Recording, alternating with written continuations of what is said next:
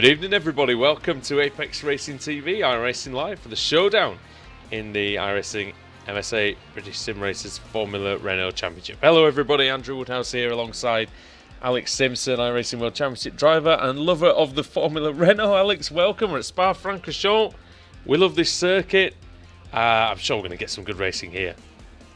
No doubt. I think Spa, if I'm not mistaken, wasn't that the first round of the official series? We had like way back in 2016. That's that fantastic race between Martin, Graham Carroll, and Wyatt Gooden. Amazing race that was. So yeah, if we can get something similar to like that, we're in for an absolute treat. Of course, we've got Martin on the grid. He's still here 2 years later, running around in the Renault.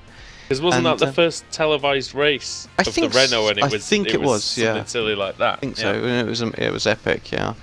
Jack, obviously, very very quick driver. Lebert, very quick. So yeah, I'm expecting those three to really go at it. Got to say, well done to Graham as well for fourth place in World's Fastest Gamer. Yeah, limited testing time. I was told, and of course with that crazy start from the driver ahead, of course he was fortunate as well that effectively opened up a grid spot for him, didn't it? So he automatically gained some place on there as well. So he took it with and like anybody would do as well. Yeah, Graham. Thank you very much. You know, up to fourth, and his teammate just behind him in fifth as well. So you know those guys will be happy. No more testing for that. They just get ready for the final now. I'll say for me, those two are probably the best candidates because got a lot of experience in a lot of different areas. Would you agree on that? Yeah, very much so. Yeah, going to be interesting, and it's going to be an individuals race as well because you know if you come second, you last. In that series, there's no prize for second place. Time's going. I think there is a judging panel or something as well, but so I don't know if you necessarily have to win all the race or whatever. But there's the thing. Time's going in very very late from Jack Keithley and from Paul Denton, second and third on the grid with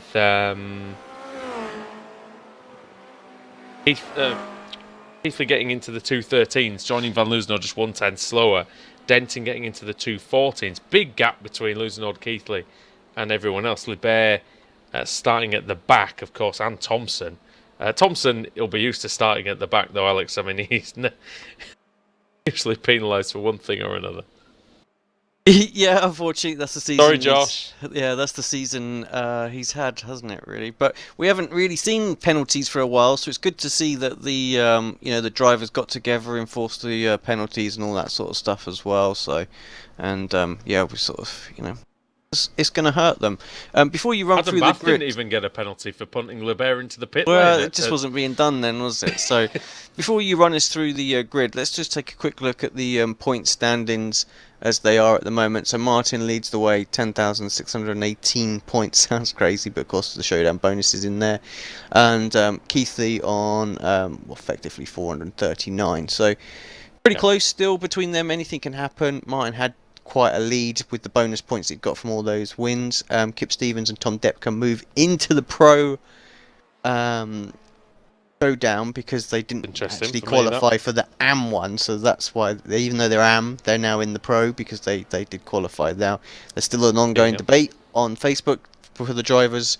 Some will be switching to the pro one and if they want to run for pro, while some will staying in the AM. So there's a bit of a decision for the drivers to make while they go. So there may be some changes in round 2 as to what goes on there. But on the AM category, Paul Denton leading the way, Christian Rose in second place, very very close between them, just 20 points between them. Baxter a further 3 points behind, so that championship is going to be very very closely fought, I feel.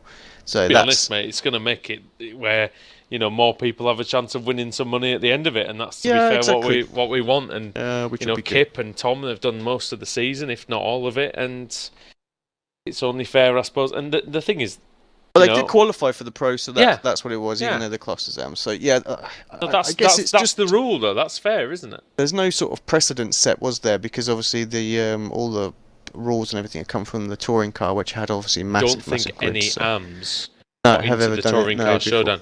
I think the only one would have been Gore, but he got pushed but up. Yep. Well, he switched himself. Yeah. But I say before he gets shouted at anymore. So team points just on table on the screen as well. So Faker now leading it quite comfortably, and we expected that with a full contingent.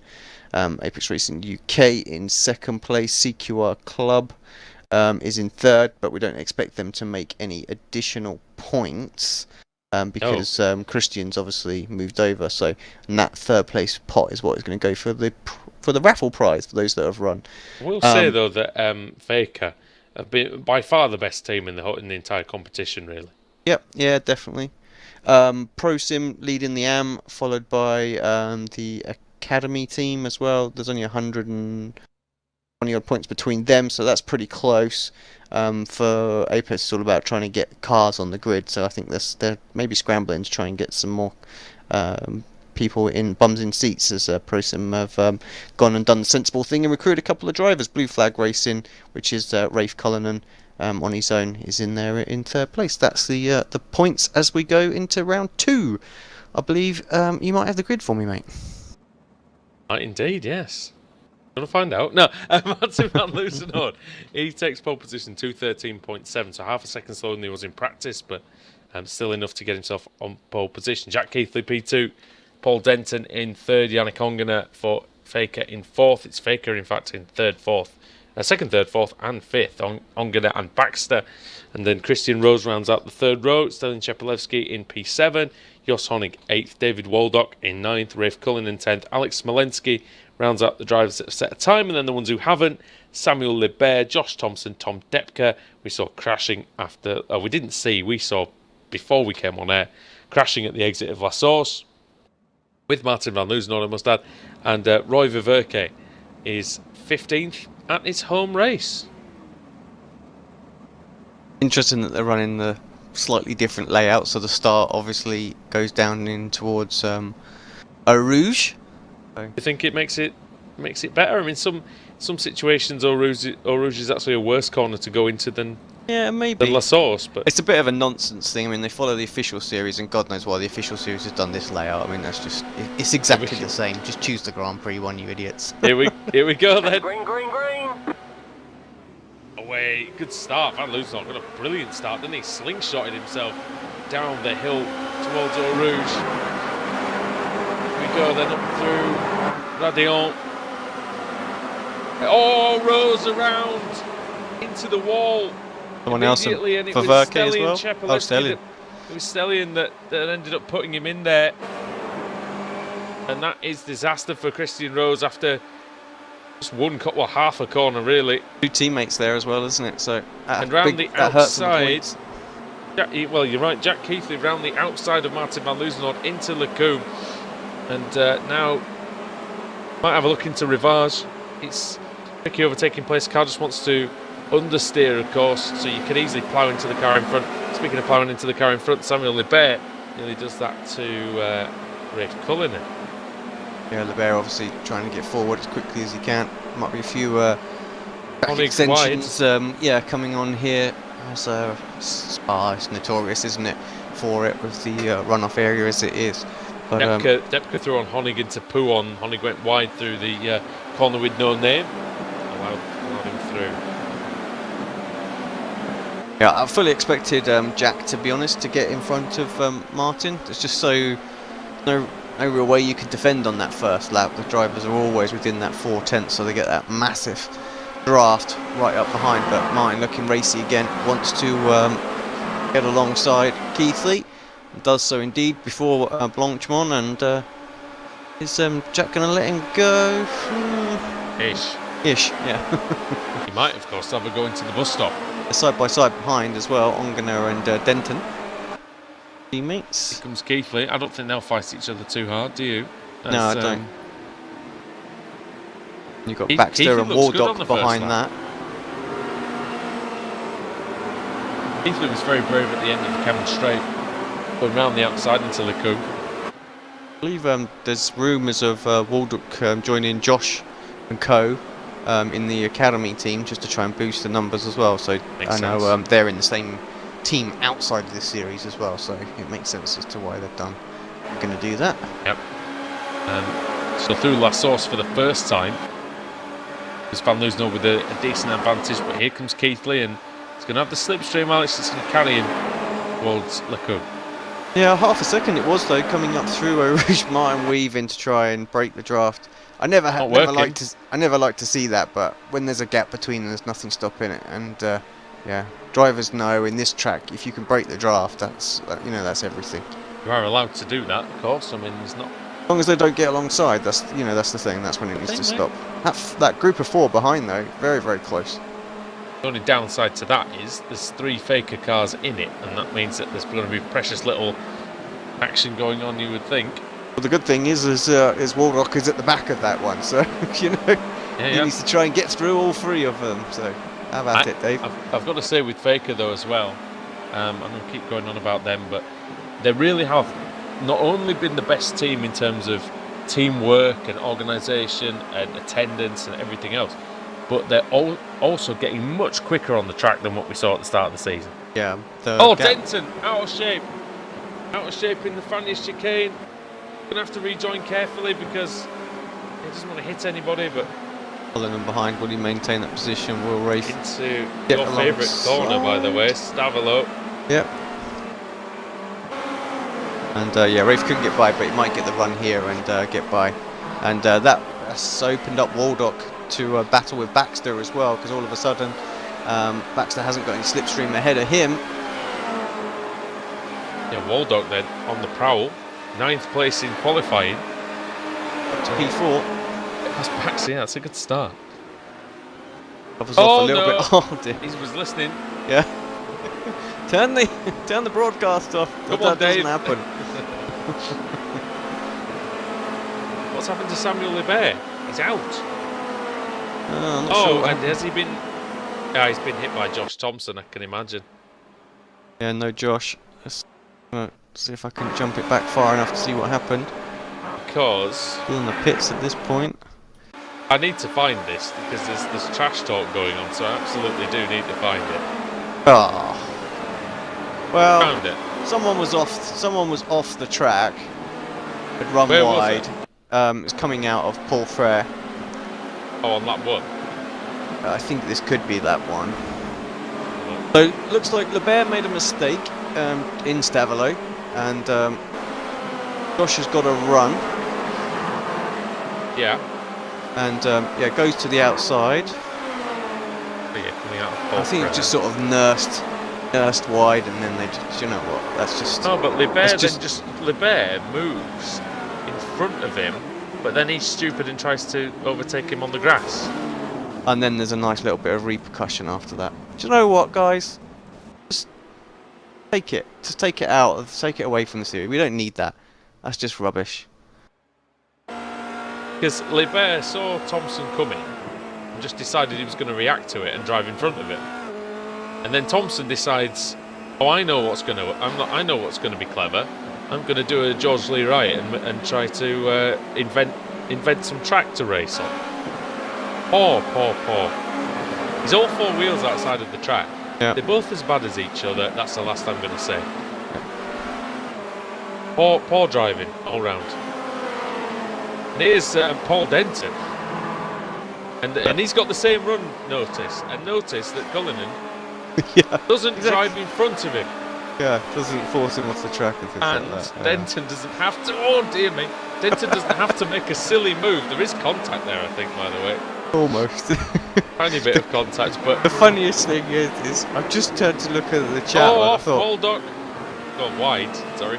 I thought the chat would be quite interesting on the YouTube channel. And the thing I can see there is from Christian Rose. It says it seems like netcode, but of course he's referring to his incident on turn 1. But I would like that comment to have been with the aftermath collision. It seems like netcode. I agree. I've seen that one before. I'm not going to say anything about that. What about Sebring or something? Benton, very close. Oh! That's really close. This is good from Denton and Waldock. But yeah, I wouldn't be massively sorry if those two didn't come back in terms of that. But there we go. But here's Denton and Waldock. showing really good speed. He's done that for the last few weeks now, and but it's just that difficulty now. He's got ahead of Paul, can't pull away, and that's the thing for him. He's just getting out of that slipstream zone. Like you say, 6 or 7 tenths, did you say it was? And tough to do around Spa, mate. You know, sometimes you've got to hope for a mistake. That's it, yeah. In a car like this, anyway, maybe in an F1 car, it's got a bit more power or whatever. Waldock had his opportunity. He was quicker, wasn't he, earlier on? Of course, both him and Denton have made a mistake, and that's why Rafa is with those. But yeah, Waldock keeps locking up, doesn't he, into that into the final chicane, into the bus stop. If he can nail that, then I feel like he might be able to pull away. But because he was in front of Baxter and just behind Onganau, who's actually been a bit of a silent driver in this one on his own, but sitting in P3, pretty comfortable right now. Yeah, because Waldock seems to have, well, not this time as it happens, but he seemed to have before a decent middle sector and a decent sort of Stavolo Paul Frere type area, and had an advantage into the bus stop and cocked it up. So we'll see. Hopefully he doesn't do that again. But into Bonchemont, we're side by side here. And Paul Denton looking for a space, but he can't find it this time. I think he's anticipating that Waldock's gonna miss the corner. Oh, he defended fresh air there, Alex. That's the Cardinal sin. But Denton getting on the power a little bit too early. And nearly losing. And in the background, look, Depke versus Honig. A good run as well. Obviously, wasn't able to get quali time in all. They're close, and Kimi line having to be done for Honig there. Still cheating, Kimi. Maintain that to this day. And there's a bit of manoeuvring going on. Josh Honig. Denton's still close as well. Might have to jump to that one. Gets any closer. Josh Honig has taken a win this season.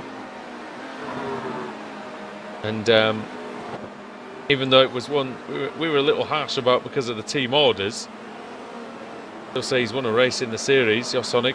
And he has to be honest, he's deserved a victory, Alex. Even if it maybe, like I said, maybe it wasn't that particular one, but he's definitely deserved to get one. Yeah, and I feel Josh certainly quick enough to get one of those reverse grid wins. And if we'd have had slightly larger packs like at the start of the season, it definitely was a lot more. It was a lot easier for some of these drivers to try and maintain that position. But once we dropped down to about 15 cars, it become very difficult for anyone but the real quickest. At a track like this as well, mate, there's so many overtaking places. It's not like we're at, not like we're at somewhere like Hungaroring or somewhere like that, you know, where you can't get through really very easily, or Oran Park or somewhere daft like that. But, yeah. Although we did have a race at Oran Park on Apex Racing TV, didn't we, this season? Didn't you cover a race at Oran Park? Yeah. What was it? Ritmatek? I think it was Ritmatek, yes. We're watching this battle, sorry. Was there any overtaking? No. I didn't think there was. Delian's joined the party as well, after he nerfed off Christian Rose.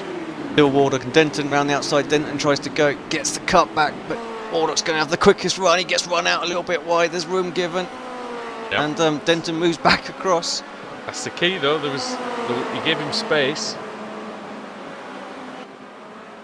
Because the thing is, once you put someone off the track, just in general, you've got to give them a bit of space to come back on if you know that they have to come back on, you know?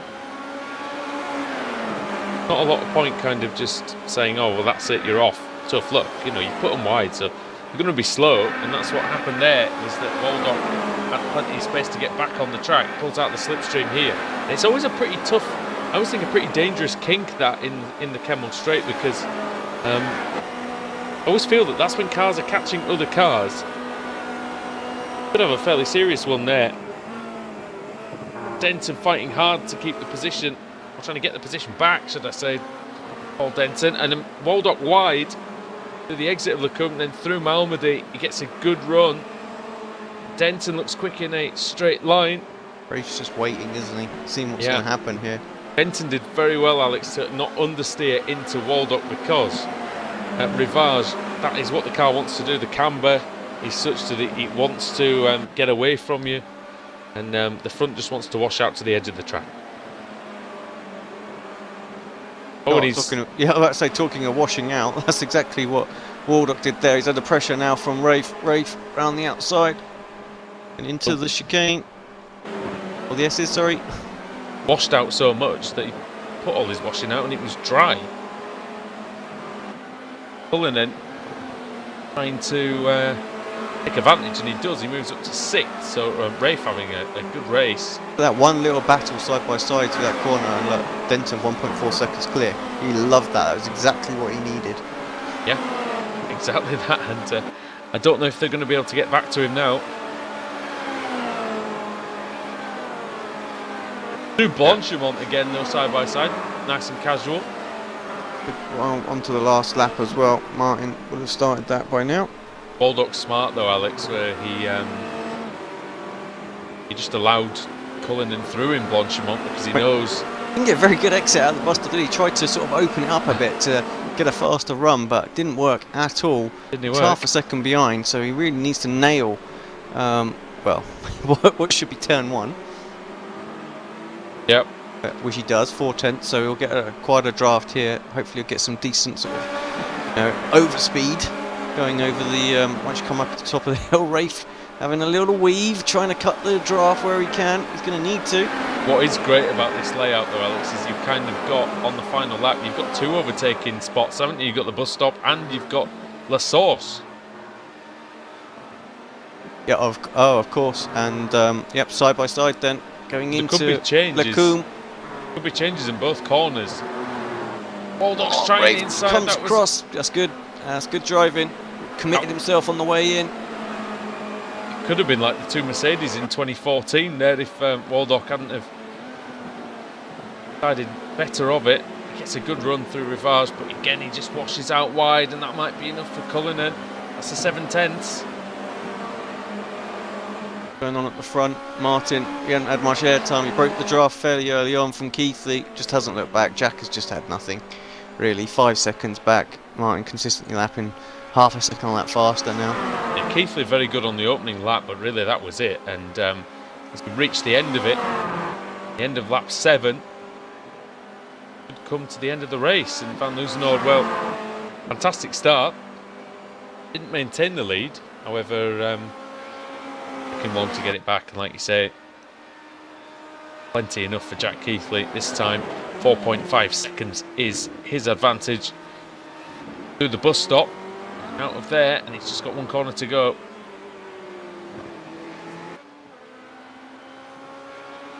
Yeah. Finish line is after the source, isn't it? It's not that stupid one where it's very easy. Drivers could think that that's it, they've done it, and they pull over. You know? Here we go. Here comes Martin Van himself out. But yeah, here comes Martin. Great race from him. Because isn't there one layout though of Spa where the start line is after La Source, but the finishing line is before it? I think so. Yeah, isn't that the endurance or the classic pits one or something like that? We had an issue with that one, didn't we? Once I remember. I think this might be the classic pit one, and I think it's the endurance layout. Oh, right, what's going on with that battle? Depke and Honig have joined the back of that battle, are very close together. Honig desperately trying to get the slipstream on Depke. Where's the line? I think it's at the bottom of the. Is it the last line? It was the last line. That was very close. It was less than a tenth in that. Verke, last one to come across the line. Verke in Belgium, coming across. Sorry, he'll be happy with that because he'll get reverse grid pole. And with some clear air, he'll be hoping he can be a bit more competitive in this race. I'm not sure if anything happened to him earlier on. He was 54 seconds off in the end, so maybe just chilling at the back. I'm not sure.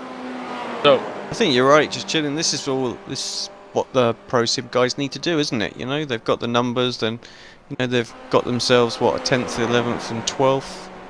That might, of course, have Kip Stevens later on. Yeah. He usually turns up at some point, doesn't he? So yeah, with any luck, Kip will be around for them as well. So Martin Van Loozenhoorn then takes the win by 5.4 seconds. Yannick Ongena pretty much the same distance behind. Then Stephen Baxter in 4th, Paul Denton 5th, Rafe Cullinan in 6th, 7th David Waldock, then Tom Depke in 8th, 9th was Jos Honig, and Stelian Chepelevsky rounds out the top 10.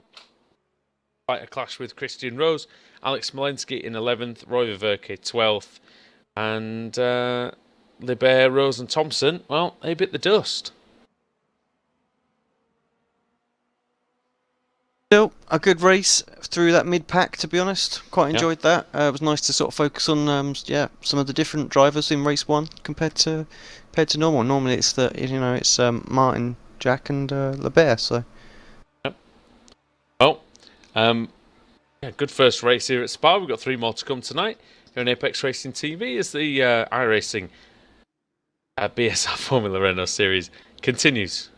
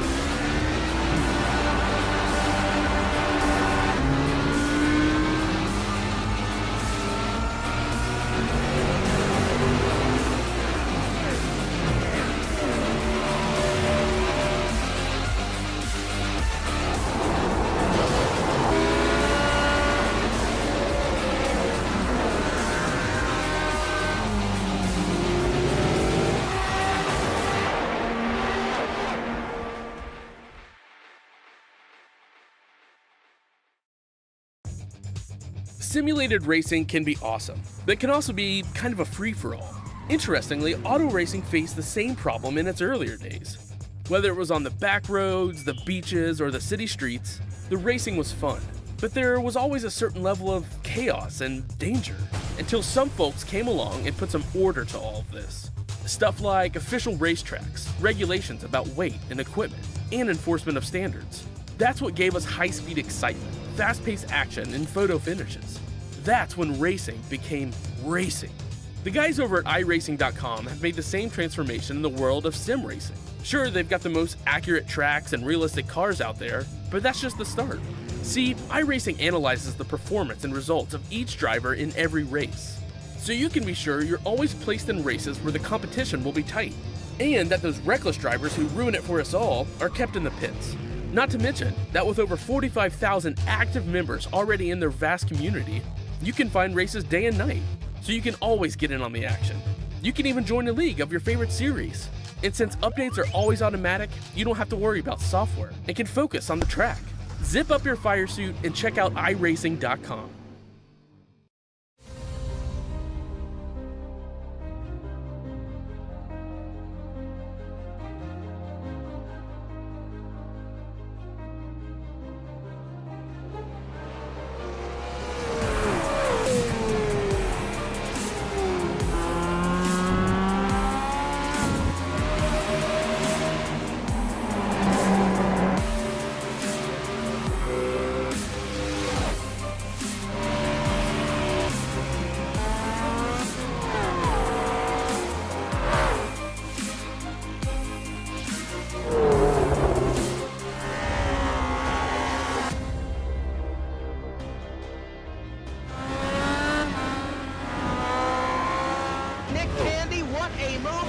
In the outside contact made. 56 slides it into 4. Who's going to be at the stripe?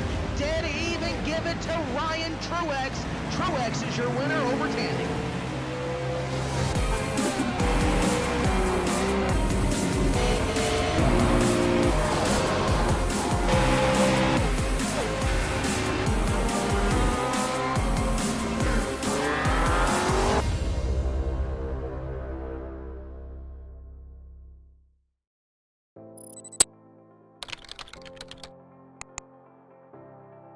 iRacing.com is a sim racing game that combines a true-to-life racing experience with an online community of virtual racers from all over the globe.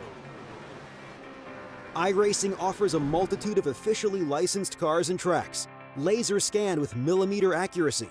Their car models and mechanical systems are based on real-world physics and engineered in cooperation with manufacturers and race teams. iRacing's web-based interface allows members to compare stats and test drive any combination of car and track instantly. Their skill license system ranges from rookie to pro, ensuring members are always pitted against those with similar skill sets. Members are able to sign up for a weekly race series, compete in time trials, host a private race with friends, and participate in racing leagues created and run by the community. With over 60,000 members, iRacing works in partnership with renowned motorsport organizations like SRO Motorsports Group to deliver virtual races based on the real-life Blancpain GT series. iRacing's Blancpain Endurance Series features team racing, giving members the ability to build a team and participate in races ranging from 3 hours to 24 hours. Additional partners include NASCAR, IMSA, V8 Supercars, IndyCar, allowing members to race in their very own 24 hours of Spa, Bathurst 1000, Daytona 500, and many more. iRacing.com, delivering the most authentic racing experience short of getting into a real race car.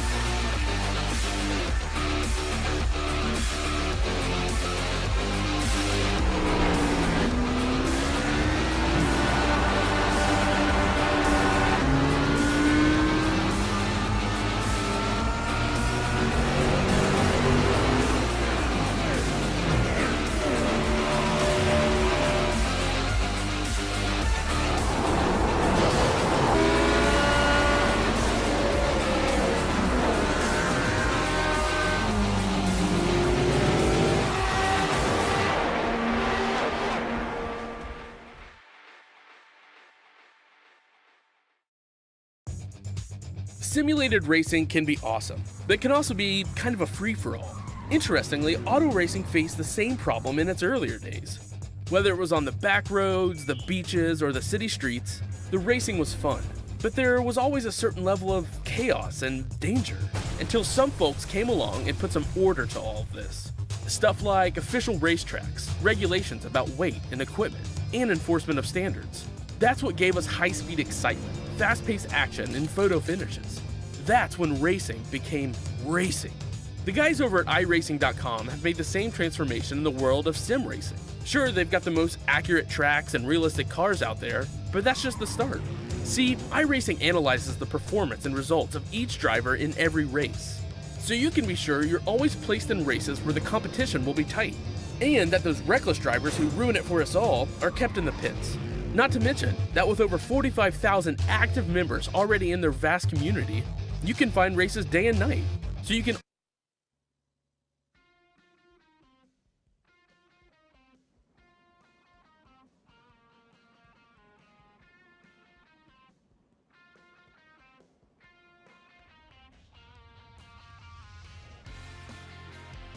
Runners on the grid here at Spa, round 2 of the evening. BSR Formula Renault, the showdown.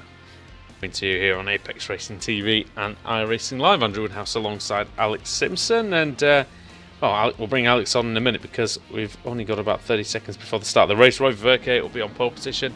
Alex Smolensky in second, Slane Chepelewski third, Jos Honig fourth, fifth Tom Depke, then David Waldock in sixth, Rafe Cullen in seventh, eighth Paul Denton, ninth Stephen Baxter, Yannick Ongen in 10th, 11th Jack Keithley, 12th Martin Van Loosenog, Samuel Lebert 13th, Christian Rose 14th, and Josh Thompson is at the back. Roy Verke then, a Belgian on pole in his home country. What can he do? Fans might go wild. Let's find out. As the red lights are on now. Green, green, green. Green light is on. There may have been a jump start at the back, but Verke gets a good one. Also getting a good one is Chepelewski. He's already passed Smolensky. Epi trying to go around the outside of Verke to Eau Rouge and up through Radion. Chepelewski's going to take the lead here. Who was it who jumped at the start? I'm sure there was one. I'm not sure. I'm going to go and find that out. If you take it from here, I'll have a little look. Yeah, down into turn 1, Cheppy and Verke still side by side, maybe 3 wide. Jos Honig has a look at the inside and there's a big crash already. And that is Honig and Cheppy out. That was, well, I'm not sure what that was. You can have a little look at that, Andrew. We'll have a look at that back on a replay. I'm going to add that to the bookmarks because... Walensky was in the gravel, by the way, as well. I don't know if he was involved in that. Yeah, I'm not sure. There's only 2 cars involved, but it was just, it was just, I don't know. I can't describe what it was. Oh, it was Honig absolutely going mental. It was not good. It looked like a karate kick in racing terms. It's like he lost. I think he lost the rear, but he lost it unfortunately for him the wrong way. He was trying to. I think he was trying to come across. Someone was spinning. That's Smolensky. Yep. Got damage on that car. Really struggling. Verke down to 7th after this first lap. So. Yeah. Because it looks like he completely wiped him out, doesn't it? On purpose. But honestly, it looked like it was a left hook or something. You know what I mean? Absolutely twatted him. Oh, the jump start, Yannick Ongen, another Belgian. So I'm pretty sure he'll get added for that. Oh no! That's Martin and Rafe Cullinan. Oh no, it might have been Depke. Sorry, it was Depke. Martin up to 2nd because of that. What happened there? Was that like just a bit of net code or something that pulled them together? Let's have a little look at that back. Yeah, me. And it was Waldock as well, sorry. It wasn't Rafe. It was Waldock. I'm going to surely ask the pit. Was it? No. No. Who was it? It was... yeah, it was Rafe. How on earth has Ongen managed to get away with? Oh no, he's in now. Oh, the pits are after the hairpin, of course, aren't they? Thinking, why isn't he pitting? But Waldock leads. I'm losing on 2nd. Waldock's tight to the inside here. Manley's not going to try the outside into Lacombe. He's late on the brakes. He's wide. No, he's missed it. He's missed it. He's off. Oh, he's back on. Baldock survived again. That's good from David. I mean, I think Martin just expected him to brake a bit earlier, not quite take as much speed through, and Martin, trying to outbrake him, really had to really push the margins there. Couldn't quite do it. Once again, though, Waldock struggling through Rivars with understeer. Martin going to get a run. Surely he'll pop his nose into Pouon and have a little look side by side. Into Pouon, it's difficult. Yeah, you have to have some. Wide. Hope the driver on the outside just lets you have it, and that's exactly what Waldock did. And to be honest, why not? Because, you know, all due respect to David, he's driven a very good couple of races. I'm going to stop saying nice things about him. And behind the bear. That was nearly a disaster, did you see that? Well, the bear to P2. They're from the back, so good job from him. He will not mind that at all. Needs the points, of course. Needs the likes of Keithley and Vavarke. Sorry, not Roy, was it? It was Depker in that he's up against for. Look at this gaggle, Alex. Waldock back on the outside of LeBert. That's great driving. Oh, and then a little twitch off the corner. Baxter now is going to get a run. Is he going to make it 3 wide? Probably Baxter not. They're probably a little bit more sensible. Yep. They're back into P2, but it's going to be vulnerable for a. David got another. David got another big twitch coming up the hairpin. Brooklyn isn't getting that power down. Yep. I just wanted to. Well, I'll do that in a minute actually, but looking at this battle, then Liberi's got a decent advantage, but Waldock's getting drawn towards him with the slipstream. They're going to end up 3 or 4 wide here, I would think, because let's face it. Oh dear. Baxter doesn't know where to go really. Staying behind, and I think that is sensible. Liberi. Oh, Waldock deep. Wide. And Thompson's going to go around the outside. Problem for Denton as well. Just all of a sudden disappeared off the timing screen. He's just in the pit. I'm pretty sure he had a meatball. He was missing the rear wing. I was going to show you actually. Important for Denton, that is really important. Of course, was leading the championship. That's very close, that AM championship, so will make all the difference. I was going to show you that about half a lap ago there was just a gaggle of absolutely mangled cars going through Blanchimont. Keithley's got no front wing either. Keithley with no front wing. Depker, his front wing's bent. Denton didn't have a rear wing. And Smolensky, yeah. What's quickest on the straight? No front wing or a broken front wing? I think this is technical information that this we need is to something know. We need to find out. Yeah, that's right. I think bring up the old, bring up the speed comparison. If it was old, oh, have you got it? Have you? Who is it? Keithley and Depker. Keithley with no. There we go.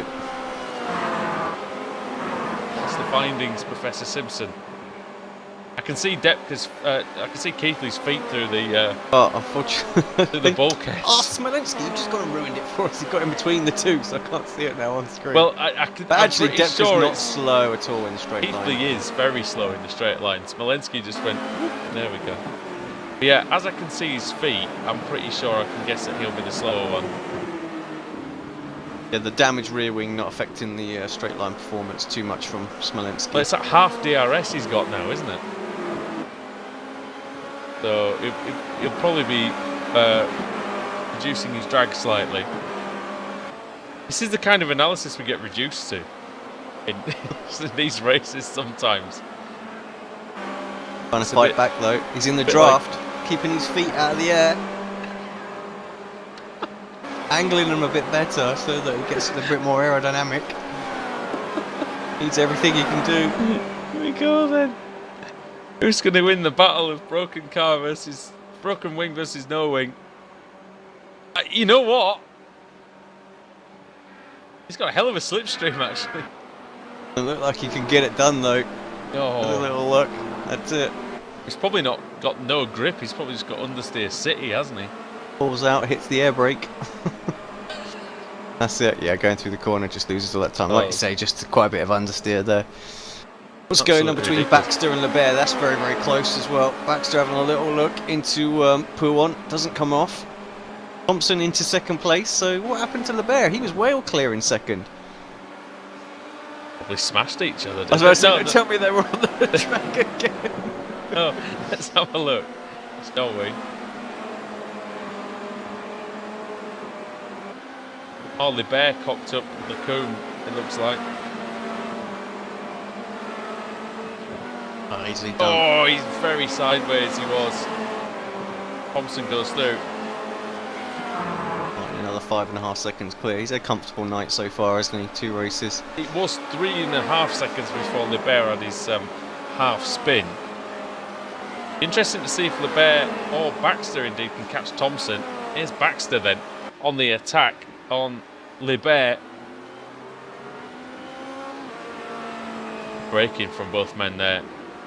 I have to say, after the last race, oh no, we want to see that, don't we? You know, I don't want to encourage anything here, but we just want to see it because. But let's come on, leave him alone, Baxter. I mean, this is why you pay for. This is why people are going to pay for Floyd Mayweather versus Conor McGregor because, you know, I want to see a scrap. You want to see a scrap. We go on about how bad it is, but secretly we want to see it.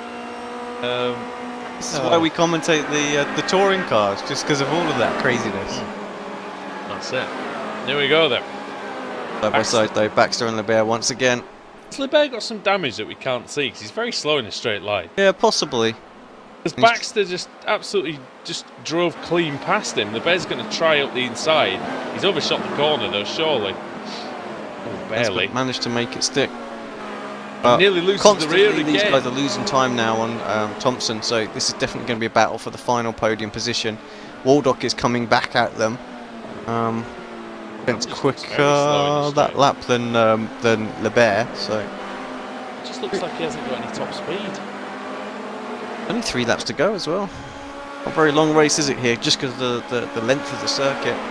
It's still a 15-minute race though. Just seems like it's gone in 10 minutes. Yeah. We've had 10 minutes. 10 minutes and 35 seconds. What else is going on out there? Let's just take a quick look. For Verke in 7th place. He's managed to hold on to that 7th. When we caught up with him last, he was still there. But we've got Rafe Cullinan in 8th, just behind him. And then Tom Depka, still with that damaged front wing. I wonder if Roy hasn't really been able to do any practice, because normally a lot quicker than that. Rafe has got damaged front wing as well.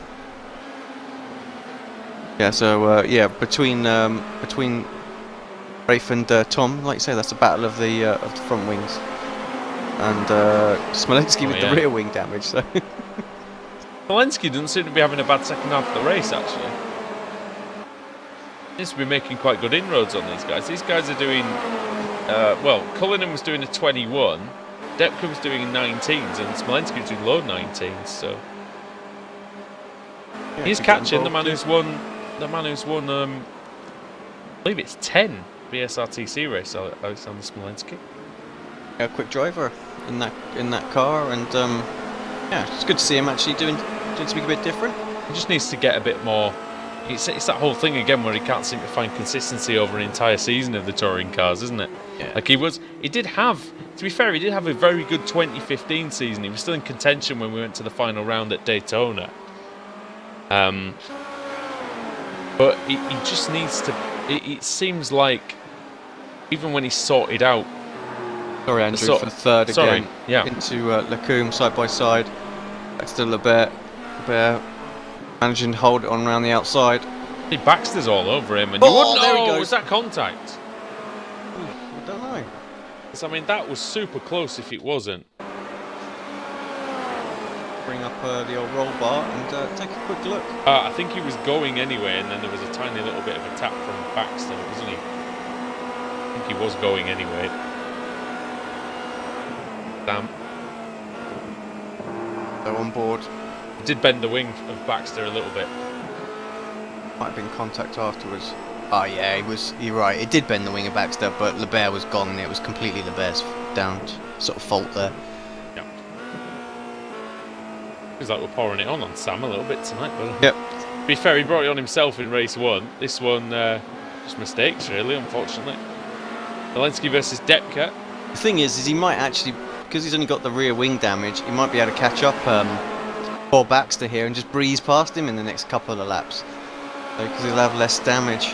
That front wing damage is a lot more severe in the amount of time you lost. In 16s, Van Loosenhold's in the mid 14s, by the way. They know more. This is why he's getting no airtime. Slow down. Make it Thompson 15.3. Over a second slower than him. Oh, Libert, what's happened there? What on earth happened? He lost it on the way into the bus stop, under braking. Oh, he locked the rears. The rears just... Rear wing damage is just going to hurt that. A little bit less downforce, of course. So the rears though, are going to lock a little easier. Did he lock the rears then? Or did he... Because it did... Or did he just maybe have the brake bias too far back, and did it just sort of... Maybe he wasn't steering quite straight when he hit the brakes, and... It looked like the only lock-up he did was when he locked the fronts when he tried to save it. The inside right locked. Oh, did it? I didn't see the inside right. Okay. Yeah, just a puff of smoke, so... Tiny little lock, was it? I suppose that's all it takes, though, isn't it? Yeah, exactly. As soon as you get anything on the rear, just look at what Hamilton did with qualifying at struggling coming out of the corners as well. Like on a motorbike, though, isn't it? Like, you don't want to lock it at all. Yeah, no, exactly. Yeah, well, I'm just trying to think, was it at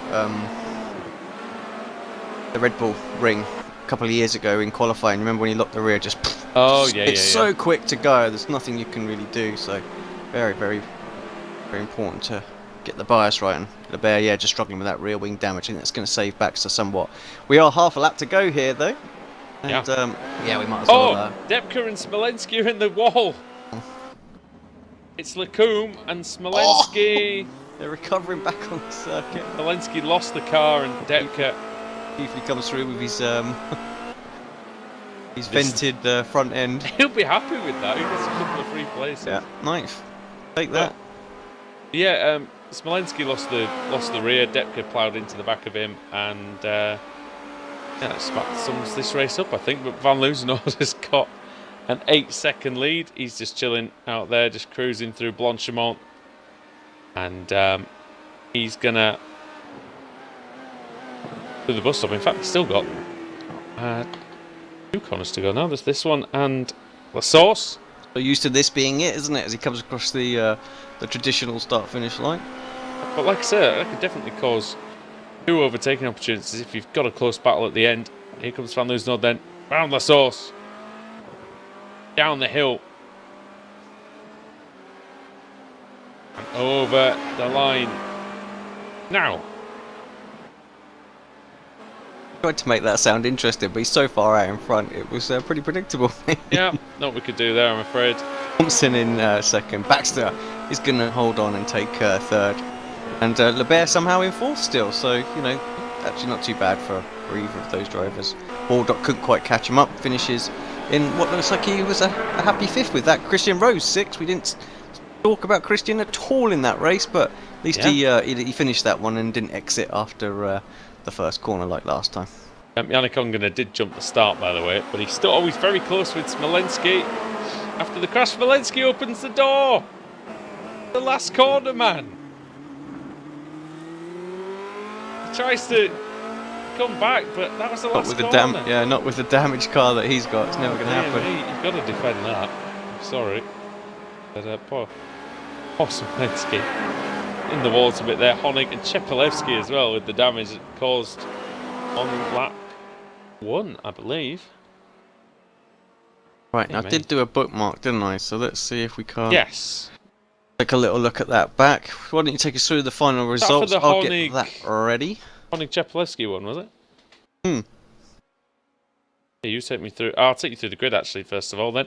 Through the results. Martin Van Loosenhoeld then by 9 seconds. Josh Thompson P2 from 15th on the grid. That's actually a very good drive. Stephen Baxter in 3rd. Samuel Lebert 4th. Likewise, very good drive. David Waldock 5th. Christian Rose 6th. Robbie Verke 7th. Rafe Cullinan 8th. 9th for Jack Keithley.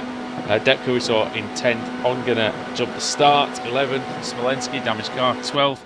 Jos Honig even more damaged car 13th. And Stalin Chepelevsky slightly more damaged car in 14. Let's focus on. We're about to find out why that car is was so damaged, I think. Yeah, so here, let's take a little look at Jos. Probably better to go on board, I think. Got a great run, moved himself into, he was sort of 4th or 5th, up into 3rd, gets a huge draft. Yeah, and then gets it all kinds of wrong. He'll be annoyed with himself for that one. He'll be sat there like, oh no, what have I just done? Yeah, and took him a moment to react as well. So that was definitely hand face palm moment. So. Yeah, not a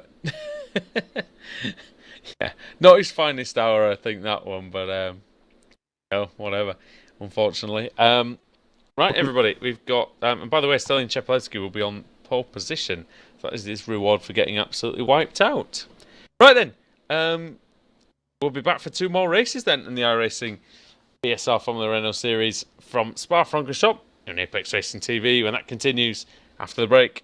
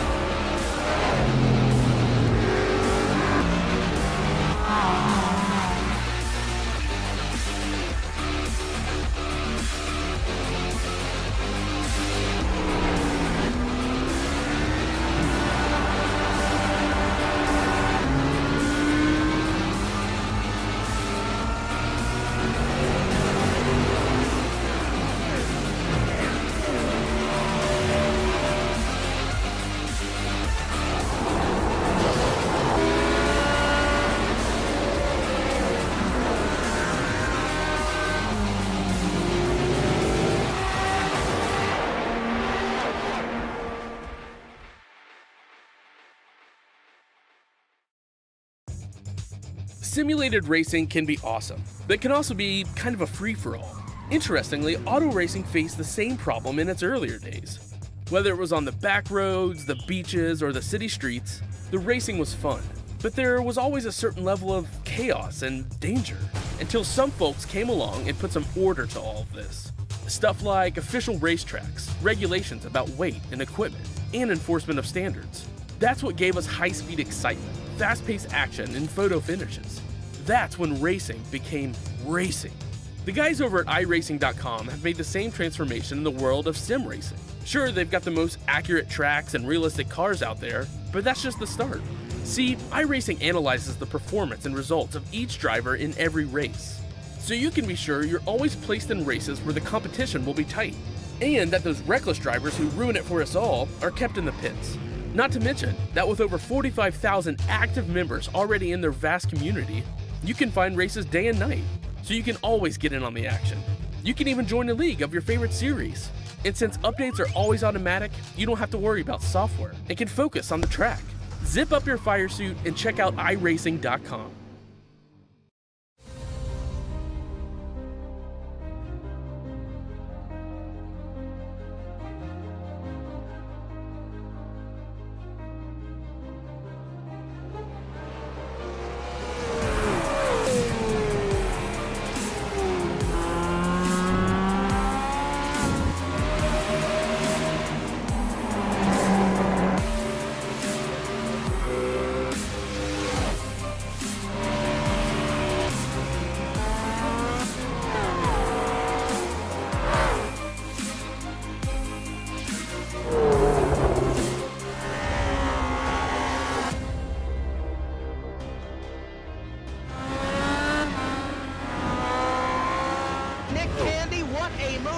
On the outside, contact made. 56 slides it into 4. Who's going to be at the stripe?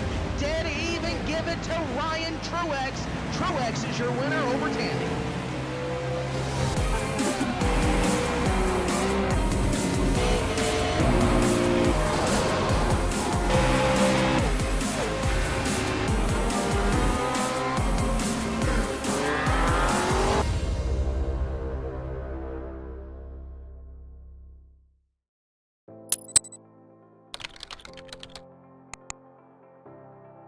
iRacing.com is a sim racing game that combines a true-to-life racing experience with an online community of virtual racers from all over the globe.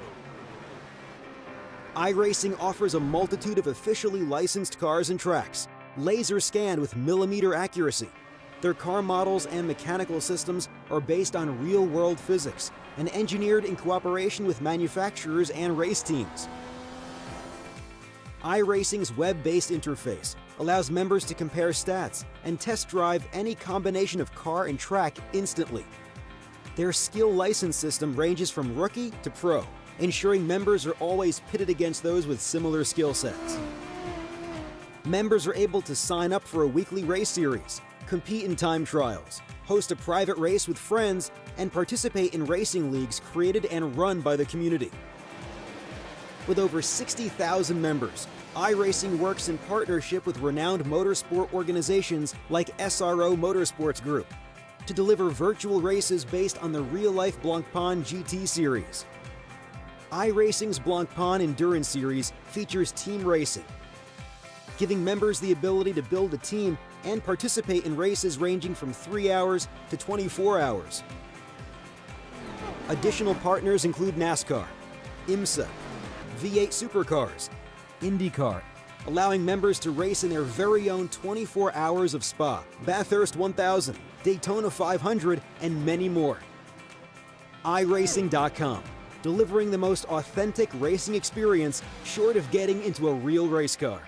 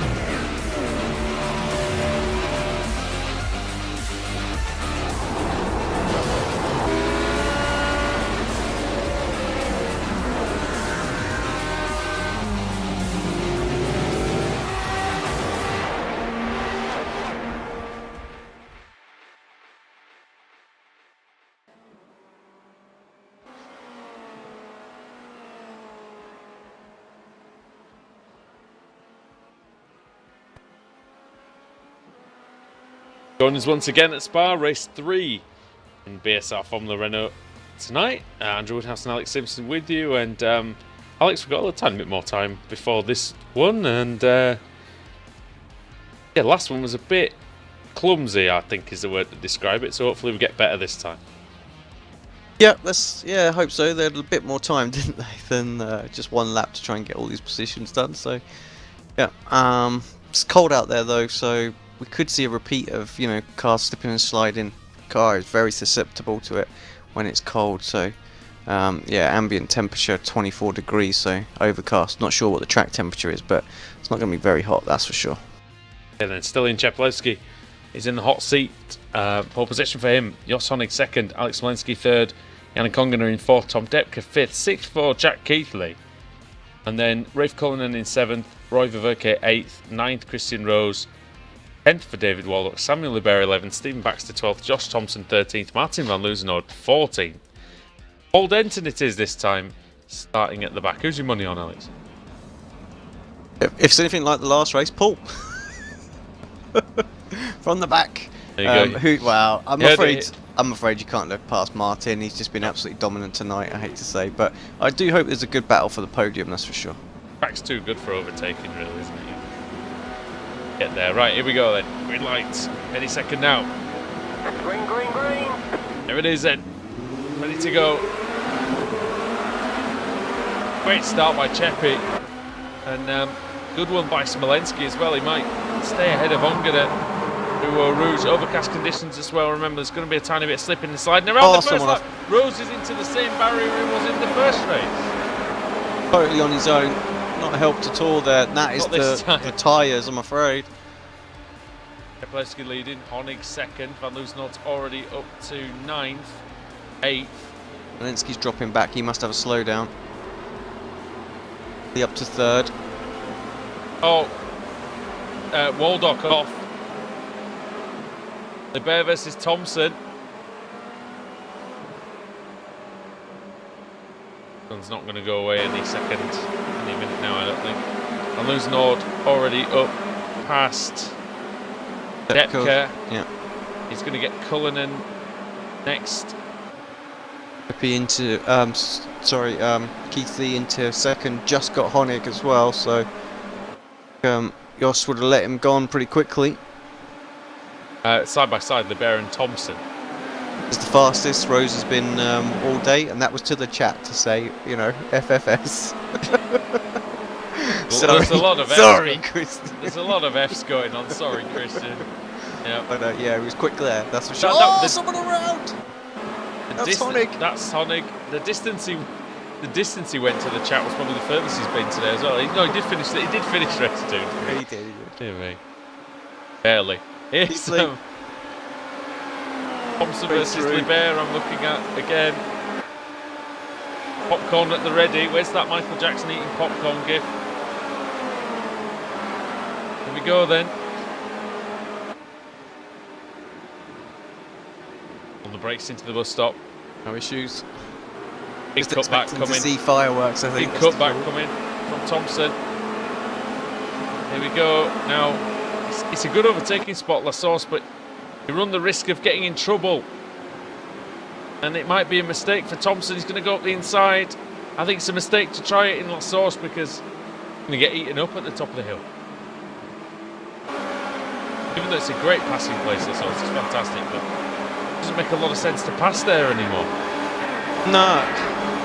You've got to sort of go and try and, you know, disrupt the driver so they get an absolute terrible exit. That's the only way it works. Van Loozenhout up into second. And they're still side by side, by the way. They've been nearly side by side for half a lap. Thompson and Libert. Thompson through.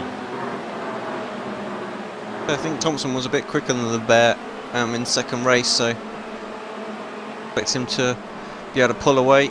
Still got a lot of traffic to go past. Depke up next. Rafe ahead of him. Take a look up front. Martin and Keithley. This should be a reasonable battle. Oh, hello, trees.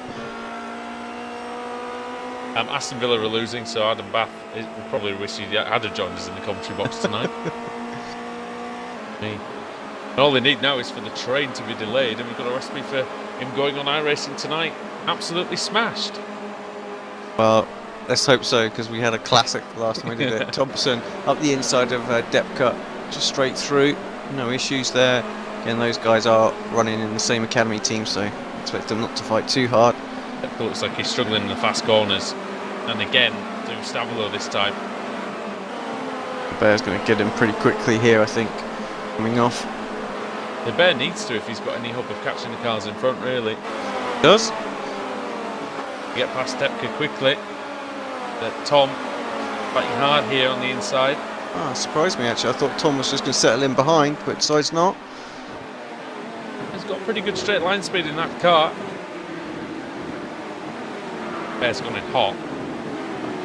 He gets away with it. Half a second to the front. I think this is where we need to focus our attention, because Keithley's not going to want to give this position away too cheaply. He's a world-class driver, Jack Keithley, and you know,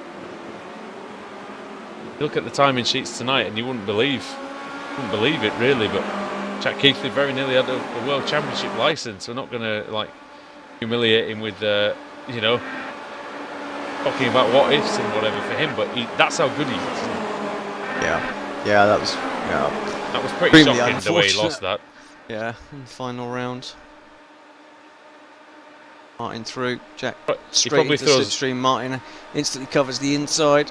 In all seriousness, he probably throws darts at a picture of João Vaz every day he wakes up, probably. As Van Loozenhoorn has made a right mess of the first sector, and that was super close. That was super close, and Van Loozenhoorn is so brave, because you are in the seconds. Keithley continues on the outside. How they haven't made contact, I've absolutely no idea. And if Keithley keeps darting across the track like that, they might well do. But the reason why that's so brave, Alex, is basically what I said earlier on about Rivage. The car on the inside can easily understeer into you, and Martin gave him no space. Yeah, absolutely. He had complete faith and trust in Keithley there. That was the opposite of what we saw in race 1 tonight. Is what these two definitely do have some respect. Yeah, I think you're right. They know each other pretty decent out there, and I know they've had their run-ins as well. Oh yeah, but for the most part, they do give each other the room. Here we go then, even if it's not a lot of room. There's Mansell and Senna levels of room there at Spain in 91, but oh wow, look at that. That is just ridiculously close. Keithley trying everything to get around the outside on the brakes. You know what he's going to do? Is he throwing it on the inside? Oh! Round, synchronised spinning. Keithley recovers quickest. And into the lead goes Yannick Ongener, and he must be thinking, well, maybe his Christmases have come up all at once. When we talking about the drivers giving each other enough room, let's take a little look at it back, shall we, on board? We shouldn't talk about motor racing, should we? No, just cursing everybody right now. The Bear versus Keithley now, and it'll rub salt in the wound if the Bear gets through. Van Loozenhoorn is down to, I think it's 7th, but the Bear's got a great run. Have you got are you looking at the replay there, are you? Yeah, I am. It's a tough one to call. I mean, Jack took a lot of speed in the first part to make sure he maintained the outside, which meant that he couldn't hold the tight line that he was being sort of squeezed to for the second part. But Martin didn't engross, didn't close down the gap to less than one car's width. Should have. Do you think he should have realised really that, because he would have known he was there, surely? Quite possibly. It's a tough one. I think that I think the stewards would probably. I don't know how they're going to call that. I can see it being, I can see sort of Jack saying, well, look, I was going to be there. You needed to give me a little bit more room than that. Martin saying, well, look, I give you a car's width. What more do you want? Yeah, and then I suppose you could argue there that Keithley could potentially have gone on a tighter line himself. But again, you have to be very slow through there in that case. Yeah. The Bear locking up into the Spanish chicane, which is a strange place for that to happen. But Yannick Ongener leading the rest. Stelian Chabalevsky was in second place. Oh, he nearly lost the car. Nice bit of drift. Well, he does like his rallying. I was about to say, he's sensible enough not to think he was in the Kia and plant the gas pedal there, because that wouldn't have worked for him at all. But yeah, he collects the car up nicely, and he's back on the way. And Thompson and Keithley side by side. Ah, dear me. Out of the frying pan, eh? Yeah. Dear God. You just feel like putting Thompson, Keithley and Libert in a room all together until one of them comes out. Well, it's going to be an interesting final 4 laps, or 3 and a bit laps now, because Martin's right behind them too. There don't appear to be any damage on the any of the cars. So yeah, it's game on. Is on. Anyone could win this race, I think. Absolutely anybody can take it. Up the inside for Keithley. And we'll see 7/10 of a second behind Stellion, so he's not going to get the draft off of Stellion, but Josh certainly is. Settle in and wait. Takes a slightly wider line through Rouge to try and get a bit of extra run through there. Lebert's going to have a decent run. They could be 3 wide here. Going to have a lovely run off 2 cars. Oh God, this is going to be. Well, Stellion is slow in a straight line as well, very slow. You know that World War III that Donald Trump's trying his best to start? We might start here tonight with these 3, because this is absolutely. This is combustible. This is what we can call it. Combustible elements. And I'm not sure Stellion's in the right place for it right now. Just ahead of it. To be fair, Stellion might be the one that, if they all go into a heat, that he manages to survive. Yeah, Martin right onto their tails now, into the draft as well. Rafe Cullinan just behind them. Here we go then. Up the inside, Keithley has a little look on Cheppy. It's probably sensible to try and get him here. Definitely. Well, let's bunch that pack up even more. Stellion just gets out of it there. He's like, no, you just go on, you go through. Stellion will fight hard, but oh hello, it's been a good run though. Great run on Keithley. Yeah, don't give it up. Nice. Paul Frere, he's got to try, hasn't he? Oh, side by side, Thompson and Libert, where are they going to go? This is where they ended up crashing. And Van Loosenhoorn, it could be 3 wide. Oh, look at this. Kepilevsky is, oh my goodness. Can't even commentate on it.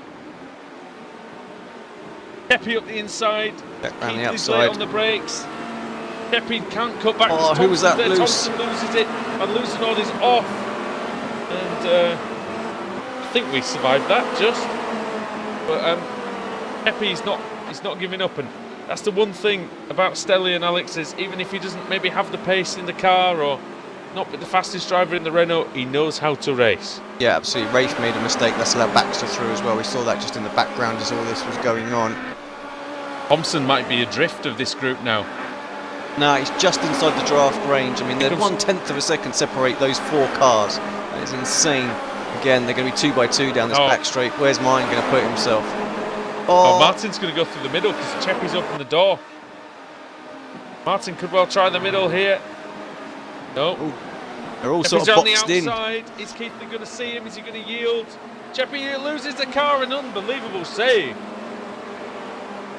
Loses 4 places because of that. That's just insane. That's how tight that pack is. Massive Top reactions. 5. Amazing reactions though by Cheppy. I mean, that was some quick reflexes. But Keithley, Libert, Van Loosenhoorn, Thompson and Chepilevsky is this group. Yannick Ongena leads by 3.4 seconds. I think he's safe now. Yeah, it's nearly 4 now as well with this battling going on, so you're right. I think he's good. There's no mistakes. Side by side, Libert and Van Loosenhoorn. Martin having to go round the outside. Oh, he might work here. Yes, he does that superbly. Thompson trying to get involved as well. It can be done, but it is difficult. Final chicane. Thompson versus Libert coming out. Paul Frere again. They learned the lesson. They're all sort of drafting each other at the moment. Thompson, he has the better run on Libert. Have you ever heard such a stupid question? Have they learned the lesson? Van Loosenhoorn around the outside of Blanchimont. Oh! Almost a bit of contact with Keithley. Keithley's going to try. Keithley's going to dive up. Keithley's going up the inside, Alex. Yeah, he just about gets it stopped. Thompson's going to have a big cutback here. Massive cutback. And Libert. Where's Van Loozenhout? Disqualified, I think. Oh. Many off tracks for Martin. Where did he get the off track there? I didn't see one. Was there any contact or anything like that? Disconnection, maybe, possibly. Oh, side by side into Eau Rouge. I can't look. No, Thompson's sensible. Lifts out of there because he knew that was going to be trouble. It's pretty critical, that is, from Martin. Yeah. I didn't see any contact between the two. Thompson's through, Alex. Or is he? Or is he? Oh, yeah. Oh. Sam is fighting hard. He's got a bit of damage to the front wing. I think he's just suffering a tiny bit with that. Yeah, that DNF, if that's what it is going to make, it's going to blow this championship right open. Really, even after all those wins? Yeah. 'Cause I remember the points were still reset. He's only got a couple hundred points lead, so it's closed right down to sort of like it'd be sort of 100 odd points. One more of those, and it could swing to somebody else very, very quickly. Keithley looks clear in second. Did it swing to Jack Keithley? Did it swing to Samuel Libert even? Or Yannick Ongenet? Yeah, Rose pointing out that he might have just come a little bit wide out of the final chicane there and got himself a 1X. There we go. But again, when you're fighting hard, I mean, this is the sort of thing that maybe you'll look back at it and think, well, could I have just held back a tiny bit there, you know? Yeah, it's all very well, but you've got to finish these races. Points are up for grabs. Yeah. But he talked to us, didn't he, last week, and he said he wasn't going to compromise the way he drove or anything like that just because of, you know, tell you what, points and things like that. But yeah, final lap, final time into the bus stop, side by side. And a Conga there then. Got La Sauce to go. I'll finish between those two, yeah. He's gonna win his home race in Belgium. Benelux driver down the final corner. Fires it out there, comes to the inside. Yannick Ongenet is victorious at Spa. Brilliant performance. Jack Keithley in P2. Going to be Libert just ahead. Honig and Depka, that's going to be close to the line as well. 1/10 of a second separate those, but Libert got Depka's Thompson. Gonna just get it.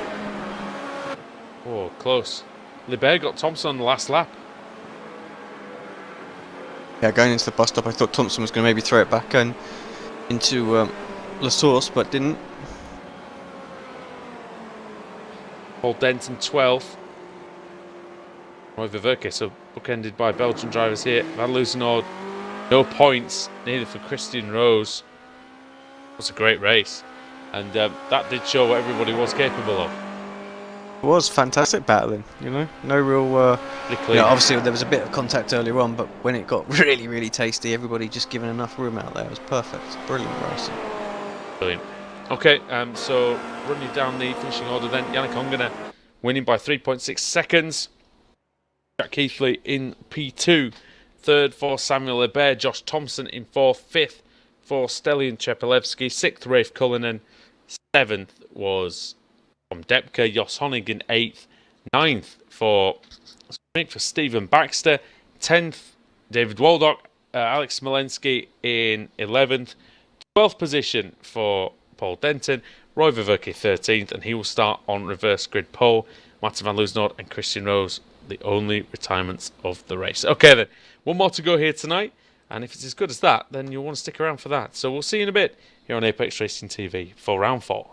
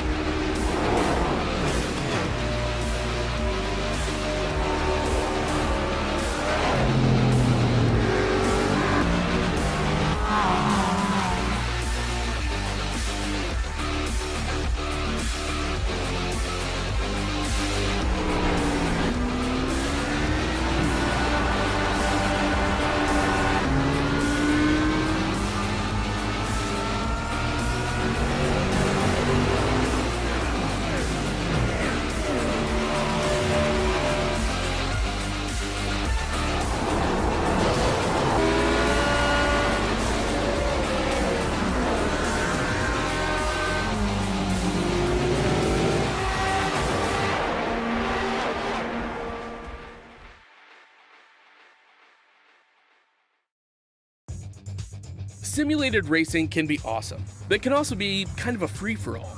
Interestingly, auto racing faced the same problem in its earlier days. Whether it was on the back roads, the beaches, or the city streets, the racing was fun.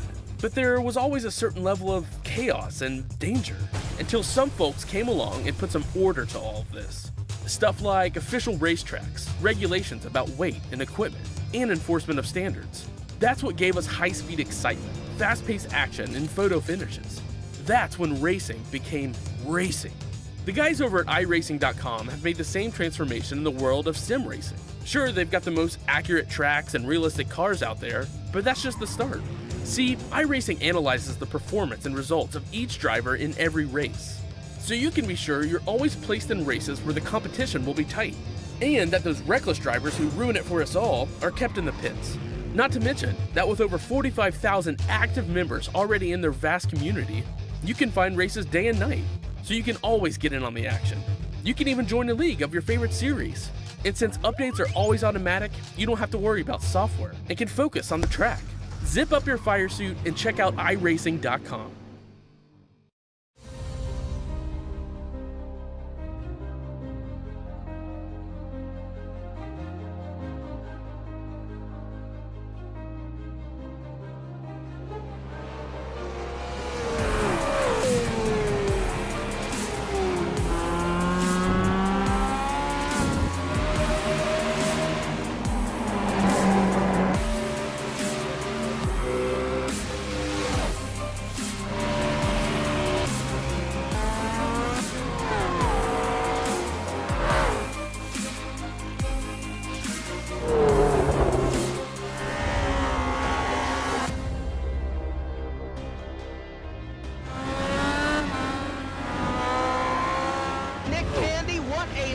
Truex in the outside, contact made. 56 slides it at a 4.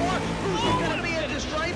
Dead even, give it to Ryan Truex. Truex is your winner over Tandy.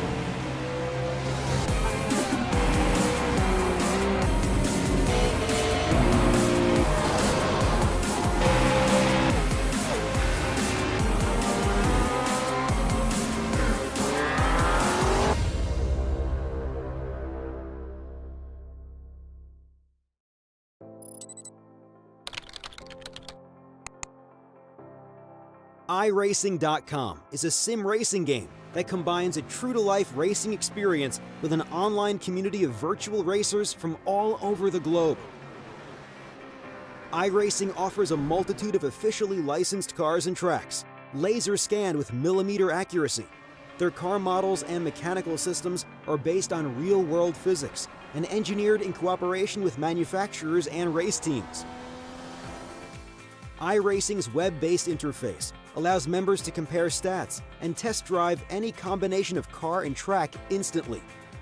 Their skill license system ranges from rookie to pro, ensuring members are always pitted against those with similar skill sets.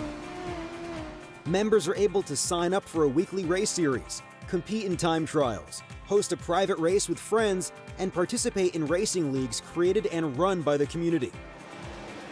With over 60,000 members, iRacing works in partnership with renowned motorsport organizations like SRO Motorsports Group to deliver virtual races based on the real-life Blancpain GT series. iRacing's Blancpain Endurance Series features team racing, giving members the ability to build a team and participate in races ranging from 3 hours to 24 hours. Additional partners include NASCAR, IMSA, V8 Supercars, IndyCar, allowing members to race in their very own 24 hours of Spa, Bathurst 1000, Daytona 500, and many more. iRacing.com, delivering the most authentic racing experience short of getting into a real race car.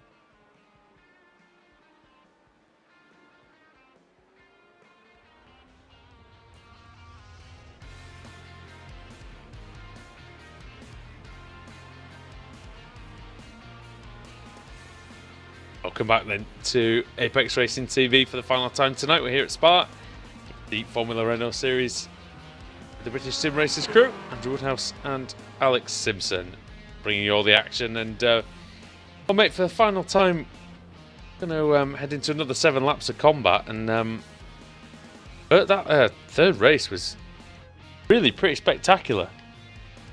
Third race was great. There was obviously that bit of contact at the start, but then the 4-way battle there, or 5-way battle, we have absolutely brilliant. So great stuff. And yeah, if we can have that again in the final race, that'd be nice. Thanks. I think so. Martin van Loosenholt going for his 3rd win of the evening. And Ongener, of course, picking up one as well. He could also match van Loosenholt with a good performance here, but look, it's pretty unlikely that Ongener is going to come through from the very back of the grid, but you never know. I mean, Yannick needed that because he's struggling a little bit in the AM Championship, sitting 7th overall at the moment, 176 points behind Stephen Baxter, who now leads the championship by 58 points. That retirement from Paul Denton has dropped him down to 3rd place. And it just shows, doesn't it? This is what you said, though. Like the one DNF can be disastrous for the championship, and when there's only a showdown of 28 races, sounds like a lot to everybody, to like people who don't know the series, but that's only a fraction of what we have in store over the season. And 100 points lost can be pretty big. Yeah, I mean the gap now at the lead in the pro is down to 119 points. That's a lot closer than it was as well. So yeah. This is what we spoke about, I think, towards the end of the regular season, was Keith Lee's consistency, making sure he keeps scoring points, and that was why he come into the showdown as like the overall points leader. But of course, the bonus point structure and the way it all works pushed him back down to 2nd place. But he should take some sort of some points out of that and say, look, I just need to carry on doing what I'm doing. I'm going to close this gap back down to Martin, because he does keep having these races where he DNFs or something like that, and he's got a chance of winning this and banging in these results. And like I say, that gap's half of what it was at the start of the season. Well, he got disqualified against me at Imola, and that was just wasn't because of anything really silly, but he had one 4X and then the rest were just off tracks. You people not taken to the grid? What's going on? No, but we've got Ververke, Denton, Smolensky, Waldock, Baxter, Honig, Depke, Cullinan, Chepelewski, Thompson, Libert, Keithley, Ongener, Van Loosenholt, Rose, and Kip Stevens. I think everyone's here. Green, green, green. Great start by Denton. He really got a good jump. Might be able to get up the inside here into Eau Rouge. Oh, he can. Yes, the Faker Sim Sport car is through. And oh, here we go. Might just hold my breath. Oh, that looks pretty tasty in the middle there. Don't know, who knows what's going to happen. No room. Deppy and Depke and Honig, Waldock, Baxter, Thompson, Cullinan. They're all within a hair's breadth of each other. Van Loosenholt versus Keithley. Libert's on the outside. Ververke versus Waldock. Ververke stays. Oh, someone around. And there's massive. Everybody's trying to avoid each other. I think one car got some pretty heavy damage. I'm not sure who that is, going very slow right now. Thompson's got damage. I think it must have been Thompson that got sort of... crash, Cullinan and Martin. Van Loosenholt off then and around. And is he going to carry on? Thought about it for a second, didn't he? But just carry on. He knows he can get places. But that's a 4X already, and the way he drives, he's definitely at risk at another disqualification. Yeah, let's just take it back and just see exactly what happened there.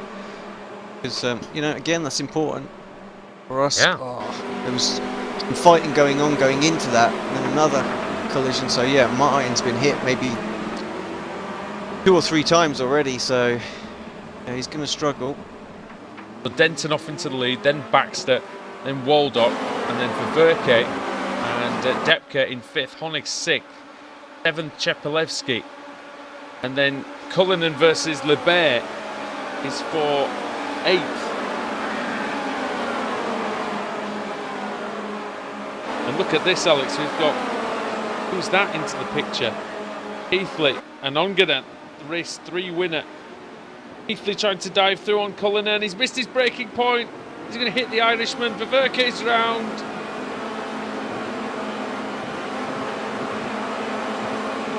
Well, graphics card really struggling at the moment, isn't it?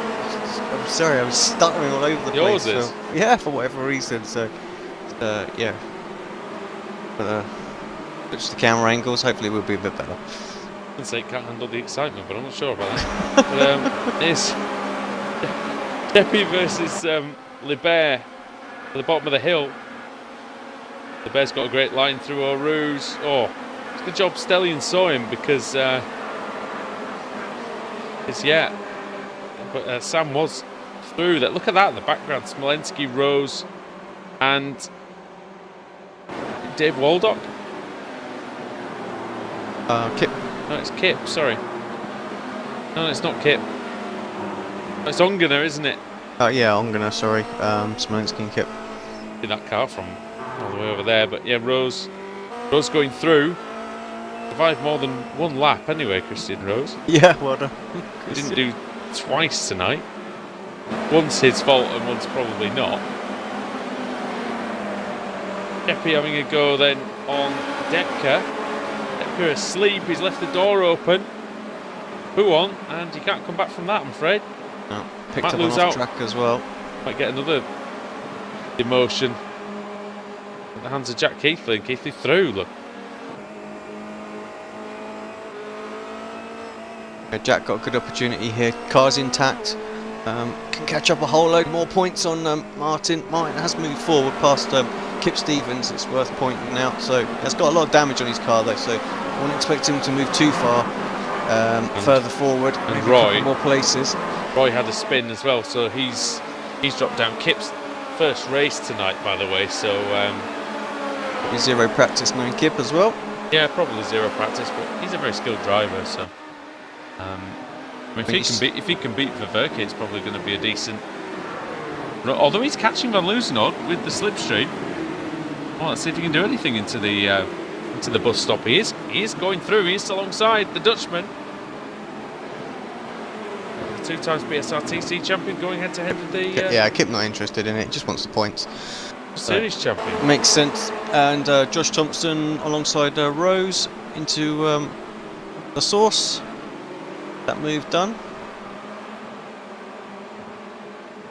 Keithley, Honig and Lebert very, very close as well, going through Eau Rouge right now. Good run for Honig, that is. Yeah. The cars mixed up pretty easily. Can't see nothing. Oh, wow. Oh, 3 wide. Ongena, Thompson and Rose. Not for long. Who's got less damage out of these three, isn't it, really? And Ongena, the one really who does have the least damage, I think, but Rose is the one that comes out on top. Yeah, we sorry to say we stayed with the Lebert Keithley Honig battle because that was also 3 wide at the same time. I didn't realise, sorry. As yeah, they went through. Lebert on the inside, picked up into 4th position. Keithley settled in 5th, and Honig just follows them around. Stillion's caught up with them through that little battle as well. Hey, that's the advantage you get being the director, really, isn't it? Yeah, I can pick and choose.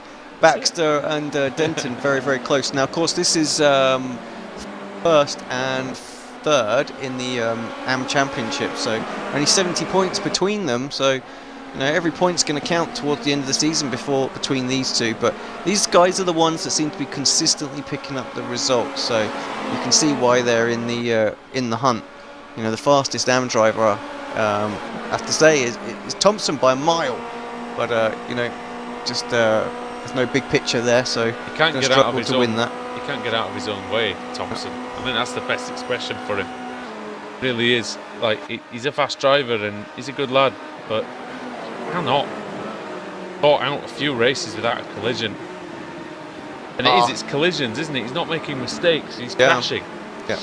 Good, to other drivers. Exit from Baxter there as well. Slight mistake from Denton. Is he going to be patient? Oh, are they going to battle each other? Sorry, mate. Depka's got no front wing. What's happened? What's happened to the American? Take a quick look back and then we'll jump back and see if these two are actually going to start fighting. I think the teammates are going to be quite fair. Oh, it's with Samuel Libert. Oh, and then he collects Rose. Would you believe it, Rose? Oh, nowhere for him to go in that situation. Did roll forward a bit, so he got away with the officials damage. might look at that. If Rose got away, I think Rose might have got away with no damage, but oh, he's cut the course at Eau Rouge. That's going to be a slowdown, surely. Yes. Sorry, Andrew, side by side for the lead. Baxter around the outside of Denton. Not really contesting it too much there. Once Baxter got the slipstream, Denton kind of let him go. Yeah, so Baxter up into first position then. And Christian Rose and co down there, absolutely just walking wounded, that lot. Ongener, Libert, Thompson. Oh, Thompson and then Libert again. Yeah, I think Libert's got quite a bit of damage from that collision with the wing. Yeah, Thompson with Again, it much was damage, but much less of it. You know, I'd say, but I think Libert's got the same trouble as well. Very quick driver, could easily be contesting this pro championship, but similar sort of issues as Josh out there. You probably won't appreciate me saying this, but he just keeps getting involved in that. Did he really need to try and go around the outside of Depka then? You know, you've got a huge long straight that you can just breeze past in the slipstream, 20 seconds up the road, one bit of patience for one corner, and then he gets the overtake done. You know, so yeah. Again, I think just just big picture. Yeah. Like that. So I do agree, and he seems to get collected with things as well. It's like the battle with Josh. Did he really need to squeeze him to the left? You know, he knows how feisty Josh is. It always ended up like that. You know, it's a DNF that it caused. The thing, I mean, I'm not fast, but I can confidently say that I wouldn't have got involved in that many incidents. It does sort of say Smolensky going through on Thompson, so that's for... Oh, that's regaining 11. Smolensky hits the curb hard, he goes into the air. Be okay. Keithley not too far behind Waldock as well, so Smolensky duck out from behind. Has Josh got any damage? He got hit pretty hard, didn't he, at the start of the race? Front wings damaged. He might have some damage to the side pod as well. Even Baxter by 2 seconds then. Baxter flying away from Denton there. Quite surprised me. I thought Denton was going to stay pretty close behind. What was the time? So, 2:17 for Denton that lap. Really off pace. Hard lap. And Waldock's going to catch him at this rate. Was 1.2 seconds quicker that last time by. So with 3 laps to go. Keithley's all over Waldock now. Yeah.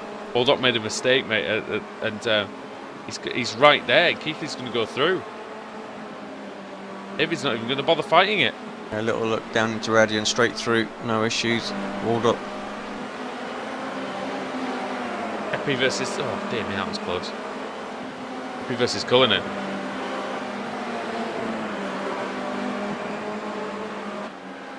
Good battle there. Yeah. I wonder if Chippy's going to have a poke his nose out, decides not to. Yeah, Depka out, it seems, so that's completely ruined his race. Man. Like, what's severe damage? Yeah, two pretty hard hits, wasn't it? So I think the first one No you'd have got away with, either. but the second one just, yeah, that was major. First one didn't cause a lot of damage, it didn't seem, so... Martin's up to 10th place, so even with that, it's good that he didn't retire. Can't afford to retire, that would have been his lead just gone there and then. So right now he's going to lose a few points, nothing major. In Cullinan versus Chepelevsky. Side by side. Blanchimont, not easy to do that. Around the outside. I thought Chippy was going to hold it around there. He decides not to. Gets the cut back. Try and go around the outside into the bus stop. Gonna have to switch that to the outside and back to the inside again. Gets the exit. It's a beautiful exit. Ongen's there as well. Previous race winner. Chepelevsky, is he going to dive up the inside until the source? No, he takes the very, very wide line. Cullinan's just sort of loitering in the middle of the track, maybe a tiny bit lost. Chepelevsky gets a nice cutback, much better angle through the corner. Drives down the hill. Side by side into Eau Rouge, are we going to see it? Oh, we are! Oh! Chepelevsky loses the rear. going through Eau Rouge and somehow managed to save it. He's done a few saves tonight. They've been pretty spectacular. I have to say, he needed to pull one out of the bag then, otherwise that would have been a pretty heavy hit. That was brilliant from Rafe. You know what Cheppy's like. He doesn't want to get involved in stuff like that. But, yeah, Rafe holding it around the outside, impressive. Awesome. Briefly up into third on that previous lap as well, so he's hunting down his teammate. Much better lap for Denton, that last one, a 16.2, but compared to a 14.9, he still lost 1.3 seconds to his teammate. I think he'll probably let Jack go, if I'm brutally honest. Couple of points, but to be honest, both of them need the points for their respective championships. So, but Faker with a 1-2-3 here, they're not going to want to throw that away. No, that's imperative, isn't it, to get the points? I think, I think Paul's going to let Jack through. Is he? Do you think? I think so. If anything, you would have imagined that Baxter would have been the one letting Denton through, wouldn't you? Not the other way around. Well, no, because Denton and Baxter are direct competition now, aren't they, for the championship? Baxter's leading the championship, so I can see why. What's going to do then? Got the inside, I think. So at some point they've got to start racing each other, haven't they, out there for the points? That's true, actually, because it's all fair, but when it bottles down and you're in the same competition, so I can Denton and Jack pro and then Am, so I can understand why there's no real fight going on there. But yeah, when it comes to Baxter and Denton, it's on, I think. Oh, Cheppy, I think we might have just lost Cheppy. Yeah, we have indeed. Qualified. Some issue, I think, with Rafe, was that? What was it? Let's see if we can get a replay exactly what Rafe's happened. got front wing damage, so it must be. Oh, it's out the chicane, and it involves Ongener, actually. Oh, no, it doesn't. No! Ongener was there, but... Oh, I'm looking at Smolenski. That's not going to help me at all, is it? Nope. The wrong Bulgarian, sir. Yeah, Ongener was, like you say, Ongener was there. there. Oh, Cullinan's disqualified. It was just... It was Rafe made a mistake. And Thompson. And unfortunately, Cheppy went into him. And yeah, I'm guessing Rafe's just run out of incidents now. We're on to the final lap. Across Eau Rouge. Thompson's out. Yeah, Thompson's disqualified as well. Rafe went across Eau Rouge and got disqualified. Oh, and I think that's given Tom. And then Thompson's got an off track, and he's gone off the circuit. Anyway, let's see if we can see that before the Baxter comes across the line. I think you got. He's got massive damage. That's why Rafe just went straight on. Had to carry on then. Yeah. Was the Thompson on a separate incident though? Because I can't see how he went into him. He was either. I think Thompson might have just seen him in his periphery and just kind of flinched a bit. It looked like, and that's why he went over the inside. I don't think there was any contact or netcode or anything. Would have been some netcode. Difficult to say though. Yeah, Lebert disqualified as well. So we lost quite a few in this one. Key, very key. Yeah. Got to get to the end, man. That's what we say what we say all the time. Someone who is getting to the end is Stephen Baxter. Once again, I'm probably doing my the race bit too early because there's still one more corner after this to go. But Stephen Baxter has driven a brilliant race. He started 5th on the grid. No walk in the park for him. And really sort of at this point, saying, well, look, I'm here, I'm a contender in this AM championship now. I think Denton had it all his own way for the best part of the season, but now realised he's going to have a fight on his hand with his teammate. Getting quicker every week, Stephen Baxter. He cements that with a win here. Round 4 goes to him. Jack Keithley, then Denton in 3rd, 4th David Waldock. Jos Honig's going to come across in 5th, he'll be happy with that. And Yannick Ongener does make it in the end in P6, he'll be happy with 6th as well. Smolenski versus Van Loosen, the line's going to be mighty close, but I think Martin just gets it, does he?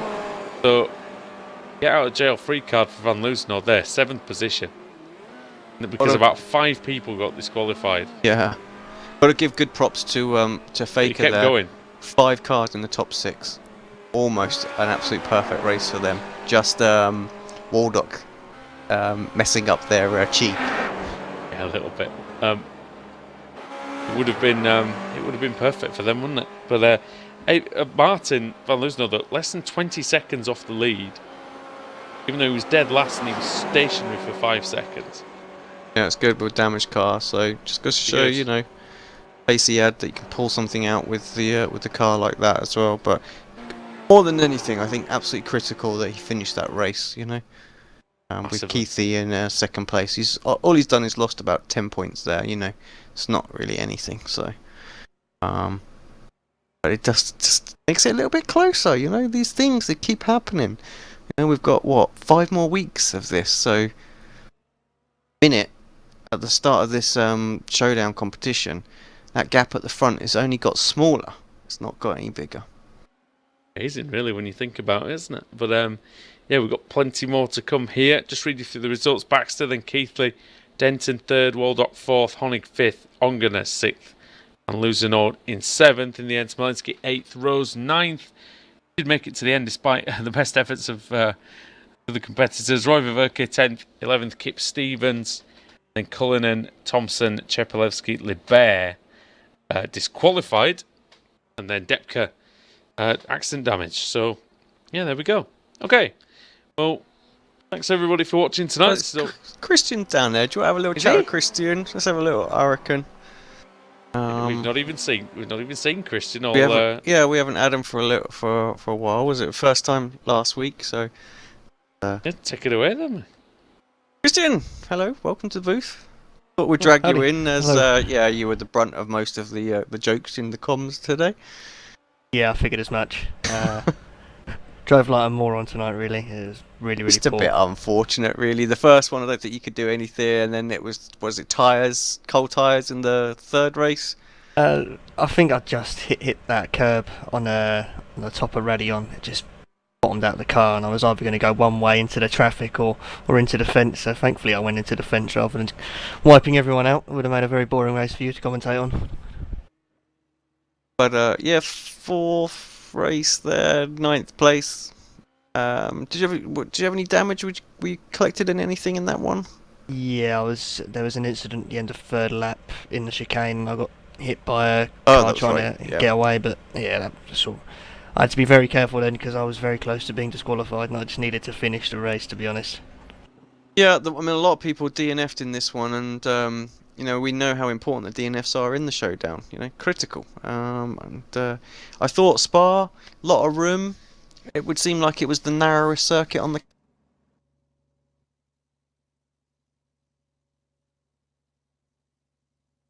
But maybe people think there's a bit too much room. Yeah, who knows what's going on? But I just really disappointed with my results tonight. I thought I could have done a lot better.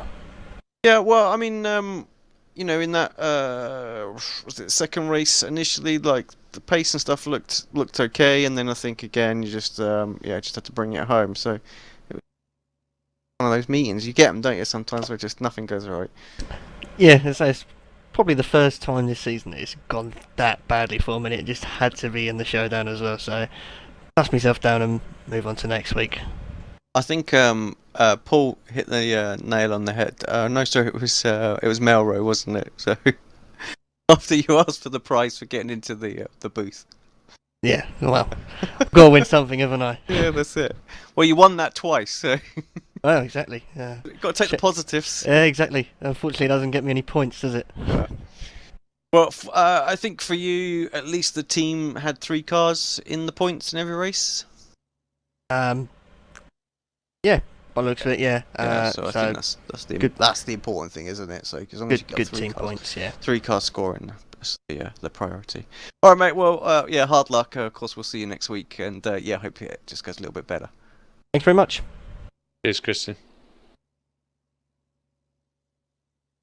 Yeah, good to have Christian Rose in the commentary box with us, and I think that will just about do it for tonight. So, Alex, thank you, mate. Pleasure as usual. Oh, okay, mate. No problem. Thank you. I'm sure we're going to have more interesting action from the BSR Formula Renault series next week, of course. So, thank you for watching, everybody. We'll be back for the British Sim Racers Touring Car Championship on Thursday. But for now, from all of us here at Apex Racing TV and iRacing Live, it's good night.